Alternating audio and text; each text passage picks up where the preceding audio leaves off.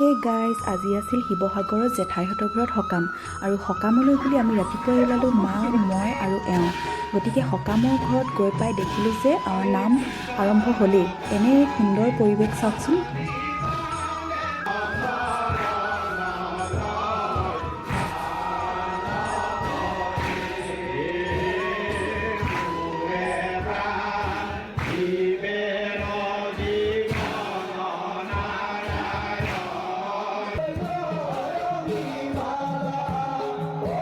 সকামৰ ঘৰত গৈ মইনো এনেই বহি থাকিমনে, গতিকে ময়ো লাগি গ'লোঁ সকলোকে এখন এখনকৈ তামোল দিয়াত।